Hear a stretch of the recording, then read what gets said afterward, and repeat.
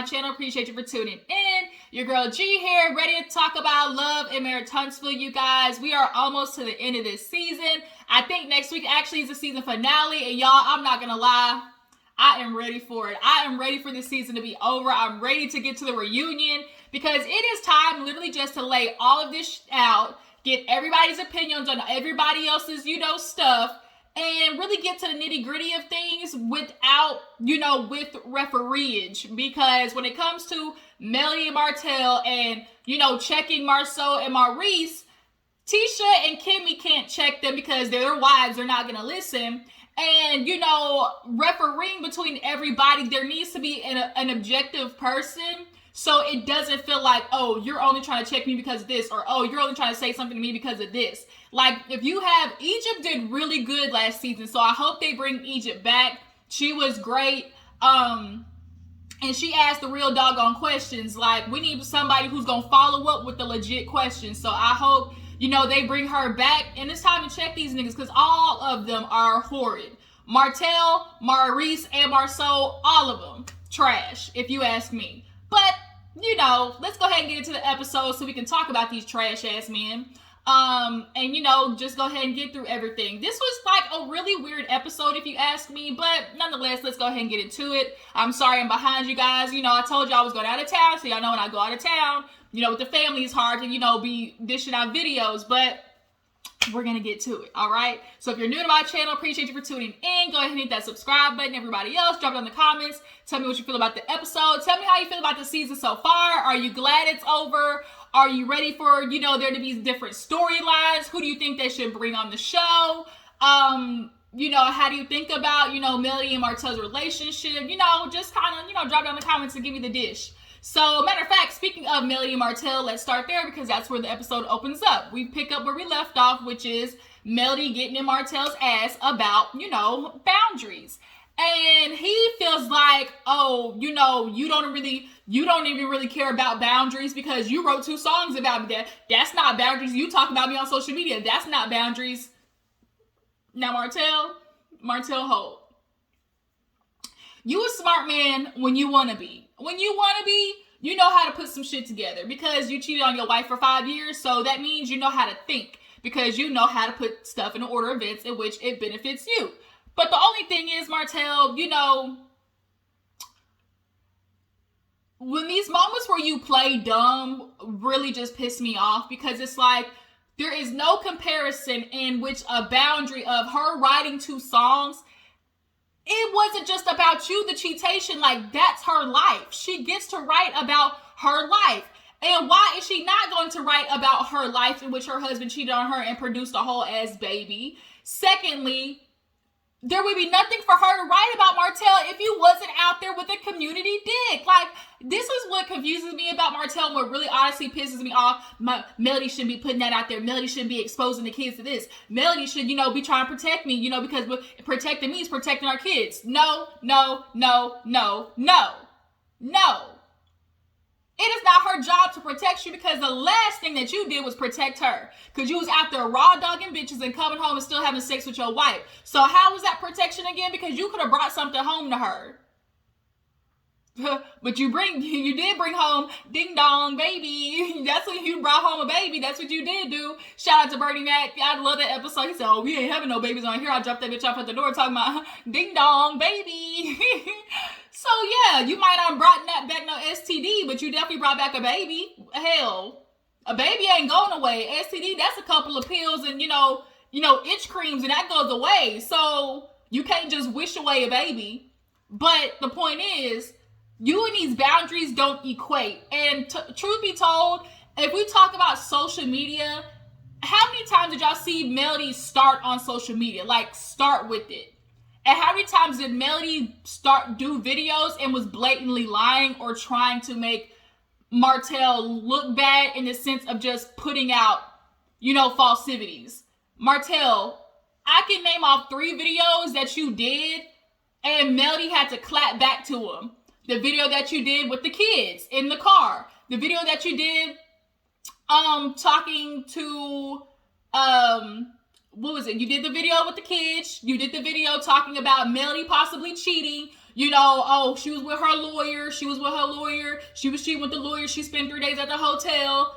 And then you did another video talking about how Melody was disrespecting you in the relationship. She always talked back, you know, I couldn't be a man in the household because she always had shit today. She was constantly disrespecting me. Like, you did multiple videos. And so, of course, Melody's going to clap back. And then you started with the baby shit, posting a picture about the baby, talking about, oh, daddy's good with his kids, you know, 4 down, 1 to go. Like, you do like that. And then the difference is when Melody's on social media, she comes back with truths. And that's what bothers you. It bothers you that Melody wins on social media because she has facts.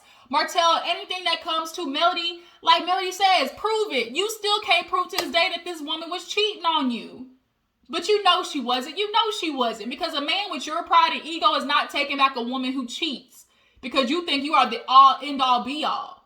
But then it goes from, oh, you know, I saw her out, you know, eating at our favorite restaurant, so I was being petty. You know, she did that shit to me, so I'm going to return the favor. So if Melody did that, okay, when did that happen? So she popped up on you when, what, you was out with a side bitch, when you was out with another woman, so she popped up on you? That makes sense to me, because last time I checked, if y'all are married, I'm popping up on you if I see that you out there with a woman that's not your wife. Yeah, two different things, Martell. So then he started calling the dude ugly. You need to do better. Oh my God, that ugly ass nigga, like, you know, he was just going in. She was like, oh, for real? And Melody was trying to stay calm, but he was going in. His demeanor, he had the veins popping out of his neck, everything. And I'm sure, what's that dude, the construction partner, Frank? I know he heard all that. I know he was back there looking like, I just got into business with this man. Oh my God. So she finally gets loud and was like, boundaries. And he had the nerve to be like, oh yeah, you know, you want to take her to our favorite restaurant where we eat. First of all, Melody eats there. So if that's my favorite restaurant, it's still going to be my favorite restaurant when we not together. Like, I'm supposed to stop eating somewhere because I was going there with my ex? Especially if I'm the one who introduced you to the restaurant, that's still going to be my motherfucking restaurant. So I'm supposed to stop living my life according to how I want to live it because I got to worry about you acting cuckoo for Cocoa Puffs, showed up to the restaurant with a phone and being all up in my face, you know, recording and shit. Like, no. And you knew he was messed up. Like Melody said, people know us. People know us. He was sitting there doing that. I don't care. You know, he don't care. And so he's like, you know, with that ugly nigga, you always want to talk about being with somebody. And so she was like, man, don't even worry about with your ugly hoes. And he was like, oh, they compare to you. I'm like, bump the looks, Martell. Bump the looks. We're talking about caliber of women. Are you sure they compare to Melody? Because if Ariane was on that same caliber, you would not be broke, destitute, without a pot to piss in, and asking Melody to cover, you know, your electricity bill. If truth be told, you wouldn't have to ask Melody. Ariane would have that bitch covered because she would have the coin. She would have the brains to go out there and get it for you, honey. But she don't. Or she does, or she ain't that stupid of a bitch to be paying for your bills with no ring on her finger. She's stupid, all right, but she might not be that dumb, I'll put it that way, to be paying your bills. Ooh, she dumb to have a baby on you, though. Like I said, people stupid when they want to be. So the conversation basically went nowhere. He said he's going to be petty because he wanted to be, like Melody said, I'm not your wife anymore. Like, it's so funny how niggas, like, you do the woman dirty when you with her, but the minute she want to go on and move with her life, all of a sudden you can find all of these problems that was wrong with the woman. But you didn't care, though. You want, and she's like, every time you want to get back with me, it's because of this shit right here. He was like, no, it's because of your motherfucking mouth. It's because of your mouth. And so she's like, why would I respect somebody who is cheating on me? That's what men don't understand. A woman's gonna get disrespectful to you if she does not respect you. I'm not gonna respect you if you was cheating on me for 5 years, Martell. And then all of that, you were with a smart woman. So if you come home with the bullshit, she's gonna call it out because she can't allow you to go out there and make stupid ass decisions with a household full of kids to take care of.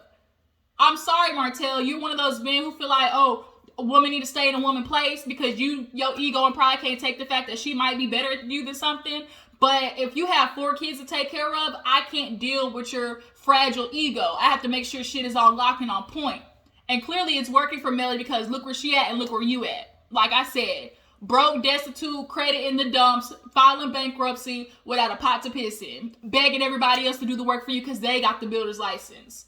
You still ain't got your motherfucking builder's license, and you got kids talking about, I just can't study right now. With your lazy ass.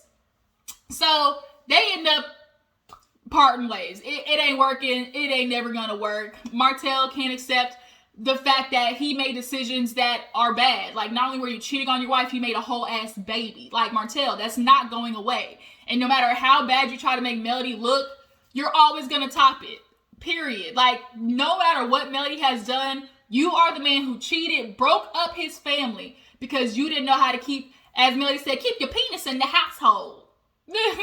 So moving on, we see a scene where Kimmy ends up having her friend Patricia come over. I think that's her name. And her and Kimmy actually have been friends for like years, as Kimmy called her the village. And basically they just started talking about the Kiowa and Tisha thing. I definitely think this was a scene where the producer's like, well, you know, we kind of need something, you know, that's different, you know, from the usual. They needed something to insert that was just like different. So they had Kimmy do a scene with a friend because we usually don't see Kimmy and her friends, right?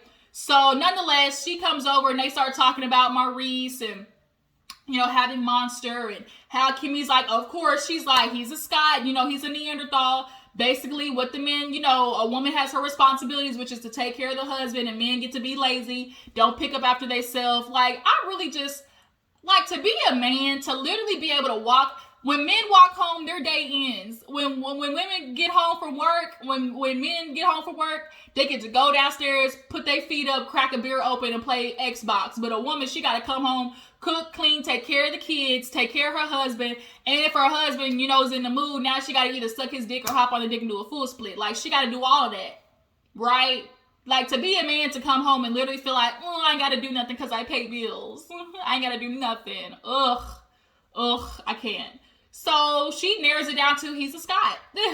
So then the honeymoon comes up. She's like, girl, I'm so over that honeymoon. Like, basically at this point, it's like, why am I going to try to get something out of him that, like, I can't keep bringing it up because I'm just going to get pissed off that he doesn't care. So then Kiowa comes up, of course, because Monster is now switching where she goes, she has him on the summers and holidays, right? So now she's kind of like, you know, with this Kiowa situation, like, I don't know where I stand with her, because at one point they kind of waved the white flag, and so now it's like she's constantly hearing, you know, what Kiowa has to say. You know, she even admitted, like, they went to Florida, and I wonder when this was, but basically they were in Florida, even though Kiowa was already remarried. She's still trying to tell everybody with the ear that, oh, basically Kimmy was the side chick. Like, even talking to Tisha about her being the side chick, and Kimmy is dead set on, I was not a side chick, never will be, and that's what it is. And so it bothers her when Maurice doesn't say anything. He's like, well, what's the point of saying anything? Like, we know it ain't true, but it's like, you're not defending me, and now, like, that's my character at play. And I would feel like Kimmy, like, every time, even at the pool party, remember when Maurice and Martell was like, you were the one joking she was a side chick, like, and Maurice was over there on mute. And it's like, why are you not saying nothing? So, Kimmy, from your end, it's starting to look like you knew you were the side chick, but I'm not gonna lie, I think Maurice was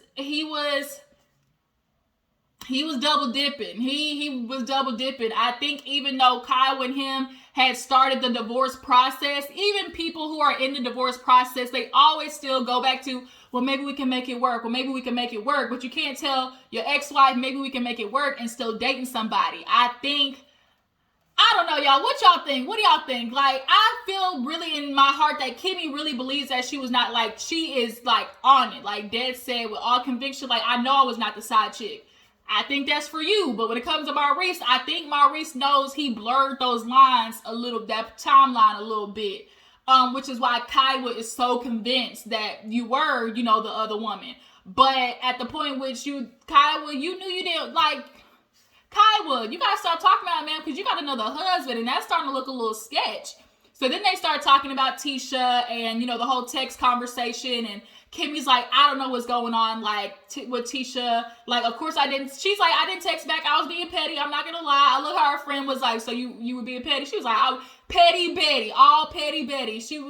And Kimmy, I think, peeped what Tisha was doing, which is, why are you texting me in a group chat when you've called me for 10 years? I personally think Tisha was being passive aggressive because she did the shit at the end of the episode, which is what Kimmy probably had in her mind is, you were putting it in the group text to be able to say, well, see, you didn't text back. Like, it definitely was kind of one of those things, and that's exactly what Tisha ended up doing at the end of the episode. So I think that's why Kimmy already had took it there. But like her friend said, the only way y'all are really going to move forward is to get to the root of the issue from Tisha's point of view. And Kimmy's like, there's nothing else I can do. Like, at which the point is where it has started. We all know Kimmy and Tisha's relationship started going downhill when Tisha felt like Kimmy did not basically lie with her at the reunion. Because Melody's like, oh, y'all was talking about me being the post queen. And Kimmy was like, yeah, we were. And Tisha basically got mad about it. Of course, Wanda in her ear chirping, talking about how, Kimmy ain't your friend. You can't trust her. She down with the hoax. And now Tisha's taking that on. But it's like, Tisha, like Kimmy caught your cousin admitting in the beginning, what did you want me to say? As she asked your cousin, do you think we weren't talking about Melody? Because y'all were. But Tisha wants to stick to this conviction. Oh, I wasn't as bad as Melody. I wasn't talking about her, but you were. You were, Tisha. And you were just mad that Kimmy did not fall into play with what you were saying. And so you are one of those people who expects loyalty by default and blind loyalty. And Kimmy's not one of those bitches, and neither am I. Like, I'm not going to follow you blindly. Like, and be a woman about it. You were talking shit about Melody, so just admit it and move on. But you wanted her to lie on with you, and that's just not the type of girl Kimmy is, which is why y'all's relationship is always going to be, uneven, because Tisha expects these things that is just not valid. So, after that, we see a scene with, speaking of Tisha looked good in that little jumpsuit. It was hella cute, like super duper cute. She shows up at home and she walks in and she's like, hey, who are you? And they're like, oh, we're so-and-so. And she goes in the kitchen. She's like, Marsaue, what's this? He's like, it's a surprise. And it's like, nigga, really? This is what we about to do? So in the confessional, it made me laugh because she was like, oh, well, I surprised you with Dr. Francis. Like, it was to learn something, to get something out of it. Of course, Marsaue wasn't going to get anything out of it because he doesn't think he's doing anything wrong. Or he knows he's doing something wrong and actually just doesn't want to change it, right? So what he got out of it was, oh, you love surprises. So here we go. I'm going to surprise you. Because he's convinced that Tisha's the reason for all the financial, splurges that he has to keep working for. So they sit down and Tisha did exactly what I would have done. I would have played along. Oh, for real? You learning? Let me get my book out. And she said, she grabbed that book. It was like ready to go. She had her little pen. She was like, okay, ready to write. And so they just start talking about, what is the spending habits in your household? And Tisha's like, Marsaue doesn't understand. I'm spending more because we have kids. And out of my portion, I'm spending for the kids. Marsaue is always only purchasing for himself, which is honestly and truly what typically happens. When a woman purchases, she's purchasing for the kids. Kids' school clothes, their whatever accessories that they need, whatever extra stuff that is needed for the kids. Typically, women are purchasing those things then on top of the stuff that they're purchasing for themselves. And she's like, in contrary, like Marsaue, he is doing big purchases. What's happening is because Tisha has a bunch of little purchases, Marsaue feels like that equates to his, or it like is more than his big ass purchases. But it's like, no, bruh. If you want to really think about who's spending the lion's share of the money, it's honestly you. And he really did this because he was like, oh, I can't wait for them to agree with me and, say that Tisha's spending habit. He wanted to basically prove himself right, but actually you ended up proving, honestly, you're the one that's doing most of the spending. Like the big spending that's really affecting the household. Because, but before we get to that part, Tisha was expressing like, he goes out and buys these trucks and these cars and, she's like, I wanted a work truck. First of all, bitch, a work truck for what? do you mean like a car? Because I think Tisha has like a little bougie car. So do you mean more like a car that's good on gas mileage? That, you know, because that makes sense. Like, okay, like he has his little, you know, expensive ass little coupe, but it has like a truck or like a car. Like, so I'm guessing Tisha has like her expensive ass car, and she wants, you know, something a little bit more eco-friendly and more gas mileage reliable. I'm just gonna assume that. But nonetheless, the transmission went on the car, which is like $2-3 grand, right? But you buy a whole nother truck? Marsau, tell me how that makes sense. Like Tisha said, I know I want things, you know, but I would rather save up to get those things, and instead of just splurging and then like having to work to catch up to get it, right? And for Marsau to make these decisions, she's like, you make these big ass purchases and you don't tell me. That's not true. You don't really think that, but it's the truth. That's what a lot of men will do. That we watch Maurice do it. You make all these decisions and then come home and then you tell your wife, and then should something fall out from that decision or something be collateral damage for that decision, now you run into your wife to help you fix it. And that shit's annoying too. Because I'm smart enough to come be the fixer, but I'm not smart enough to come, you know, make legitimate decisions with your ass. But nonetheless, you know, at this point, you can really see that they have communication issues for real, for real.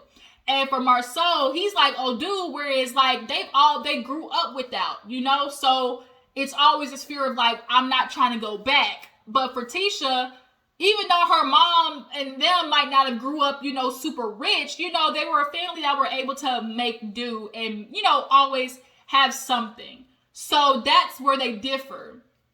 So they go upstairs to look at Tisha's, you know, makeup and hair. And that's where, you know, they have to explain like women's finances are going to be a little bit more expensive because you don't want your girl out here looking like a mud duck. So, you know, $1,200 wigs, you know, makeup, you know, outfits, like all of those costs, right? So Tisha's like, first of all, she's like, excuse my room, my husband clearly didn't make the bed. Of course he didn't make the bed. He thinks he's too good to do that. So she's like, well, if you want to look at my purchases, let's look at his. And you can see the eye roll on Marsau's face. The shit was hilarious. And the dude was like, you know, it's only fair. So they go downstairs and look at his little butterfly door car. You know that with that car, it at least was 50 grand. If honestly with those doors, it probably was a $65,000-$75,000 car. Let's be real. So you got that plus the two other cars. And so that's why the dude was like, yeah, you're looking at her purchases, but in all actuality, okay, you see all of her purses. Like, he's like, oh, you know, she's buying all these purses. But if you want to do the math of adding up her purses versus your 3 cars, the math ain't mathing. And that's what they had to explain to Marsau. So he's like, honestly, y'all don't have a money issue. Y'all have a communication issue. We've heard that shit before. Basically, Marsau has a problem listening. And Tisha has a problem speaking up. But when Tisha does speak up, it basically goes in one ear and out the other for Marsau, which is why they're going to continue to have communication issues, because Marsau purposely does not like to communicate because he doesn't want to change what is happening. He gets to do what he wants to do, and Tisha keeps putting up with it, even though she's not getting, you know, the same, you know, thing out of this partnership. So we end up moving to the next scene, which was Destiny's, like, you know, beauty and business thing. Super cute. Melody, what you had on was too much, if you ask me. Destiny's outfit was super cute. We end up seeing Stormy again. I really think they might be trying to add Stormy next season. I think from the looks of it, she would be a good addition, Stormy. But they're just sitting at the table talking, and, you know, Destiny goes up there to talk about, you know, business or whatever. But at the table, they end up bringing up the fact that, what happened? Who said it first? Oh, Melody brought up, it was like, oh, you know, Destiny, you know, by the way, you sent Stormy the sponsor, but you didn't send nothing to me. She was like, oh, my bad. She was like, yeah, don't do that shit again. You know, as a friend, if there's friends, you know, somebody drops the ball, somebody else can pick it up. So she's like, you know, here you go. She hands her over the check, like, literally in the midst of everybody. And Destiny was like, girl, don't do that. She was like, no, go ahead. You know, just don't do that shit again. So it's kind of like, well, damn, Melody, like, did you really have to do it like that? So then Tisha, she backdoors it, talking about, well, speaking of checks, like, I didn't get any checks from you two. And it was kind of like just domino effect. And so Kimmy's like, did you get my check? And Tisha was killing me with the dramatics. Well, about that. Like, I did get your check. And Kimmy was like, okay, I wanted to make sure. And it was kind of like, Tisha, why did you do that? Why couldn't you be like, oh, yeah, by the way, I got your check. Don't worry, I got yours. Don't worry about it. But she kind of made it a whole thing. And so she felt like Kimmy put herself in some business that didn't involve her. But I'm sure if you hear a conversation with everybody else implying that they didn't get checks, Kimmy would assume it's coming to her next. So I'm going to go ahead and ask, you got my check, right? So you don't try to like glaze over the fact that you actually got it, right?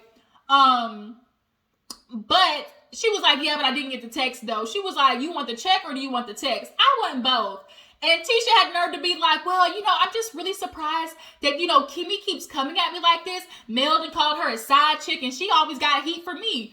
Bitch, you called your friend a side chick at the beginning of this season. And I wonder what Kimmy's going to say about that when we get to the reunion. With the reunion, girl, Kimmy and Tisha going to have at it.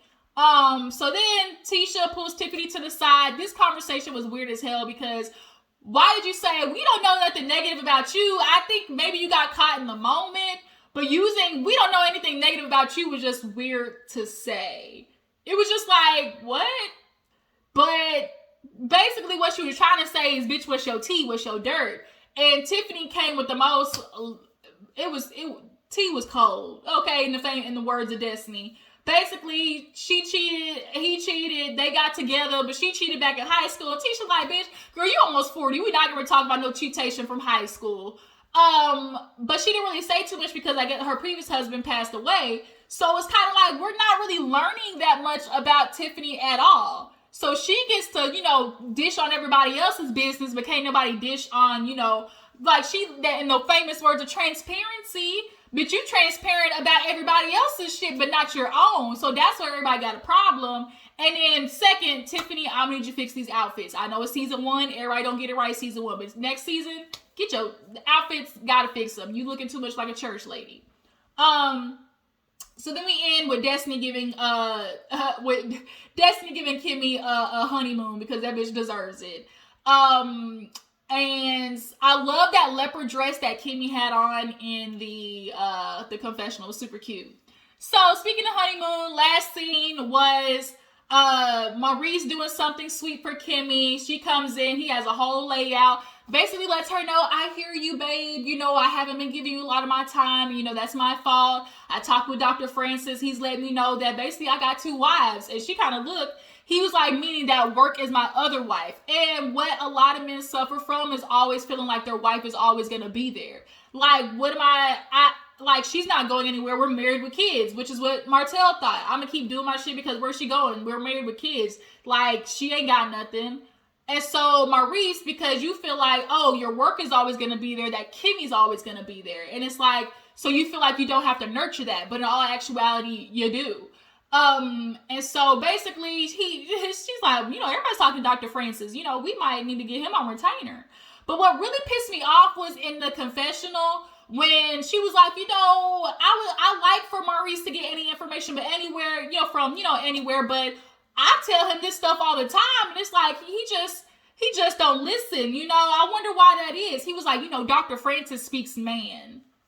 So basically you already admitted that, like, taking information from a woman or just hearing something in general from Kimmy, like, you don't hold the same weight as from hearing stuff from a man. And that's what a lot of you niggas issues are. Like, you don't hold the same weight of a woman's words versus a man. And this is why we always have this debate of men versus women, right? But nonetheless, he surprised her with a honeymoon. She started crying. He like, babe, I heard you. And, she's finally happy that the nigga got something right. And then that's where the episode ends. But Maurice, nigga, you barely scratching the surface of being better than your ain't shit brother Marsaue. But next week is the finale, you guys. Tell me how you feel about this episode. Tell me what you feel is going to pop off at the reunion. And I appreciate y'all for tuning in. Do you think they should add Stormy as a new addition to next season? Because we need some more stuff next season. Like, if it's another season of Martell and Melody, I ain't going to make it, right? And Tisha, start saying more shit to your husband, because Marsaue, you need to put him on ice. Disappear one day for 3 days and get that nigga on his tippy toes, period. Make sure to follow my new Instagram, follow my Twitter, and I'm going to catch you guys later. Bye.